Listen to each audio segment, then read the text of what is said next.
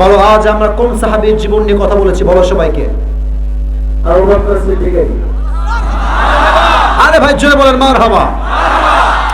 আবু বকর রাদিয়াল্লাহু তাআলা আনহুকে বলা হলো তোমার বন্ধু বলেছে একই রাতে মেরাজ, এই যে ভ্রমণটা, একদম বাইতুল মাকদাস গেছে, আল্লাহকে দেখেছে, সব দেখেছে, তোর বললো যাই বিশ্বাস করি।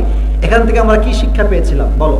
রাসূল সাল্লাল্লাহু আলাইহি ওয়াসাল্লাম যেটা বলেছেন শিক্ষা সত্য, যেটা নিষেধ করে ওটা মিথ্যা। সঠিক উত্তর, বলো সবাই মারহাবা। দ্বিতীয় আমরা আরেকটা বিষয় জানতে পেরেছিলাম, নবীকে কেউ যদি তার শানে কটূক্তি করে তার বিরুদ্ধে আমরা সংসদে কি আইন চাই, বলো সবাইকে। সংসদে কেউ বলবে না, বলবে নবীর বিরুদ্ধাচারণ যারা করবে, গালি দিবে, তাদের বিরুদ্ধে আমরা সংসদে কি আইন পাস চাই? তাদেরকে বাইতুল মুকাদ্দাসের সামনে ফাঁসির দড়িতে ঝুলাবো। বলো সবাই মারহাবা। 3 নাম্বার বলো, যদি কেউ এমপি, মন্ত্রী, মেয়র, চেয়ারম্যান যাই হোক, তার প্রথম বিষয় কি খেয়াল রাখতে হবে বলো? দেখো নামাজ না, কে বলছে? আমি হিসাব দিয়েছি তো। রাষ্ট্রের কোনো অর্থ কি হিসাব করে বলো, না পারলে বলে দেবো, সমস্যা নাই।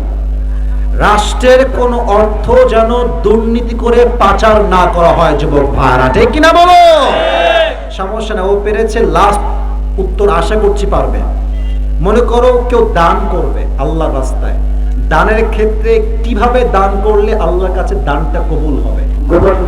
গোপন ভাবে, ঠিক আছে, বাট আমি যখন দিচ্ছি আমার নিয়তটা কি হবে? আল্লাহকে খুশি করার জন্য। মারহাবা বলেন সবাই। মানে আমার দান 1 লাখ হোক কিংবা 10 টাকা হোক, যদি মানুষের জন্য হয় 1 পয়সা দাম হবে না, আল্লাহর জন্য হলে এটাই আল্লাহর কাছে প্রিয় হয়ে যাবে, ঠিক কিনা বলে?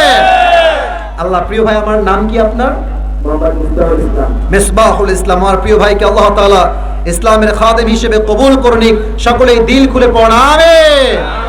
মাশাআল্লাহ মাশাআল্লাহ, আল্লাহ তাআলাকে যুগ শ্রেষ্ঠ আলেম হিসেবে কবুল করে পড়ুন আমিন। বসো বসো বসো।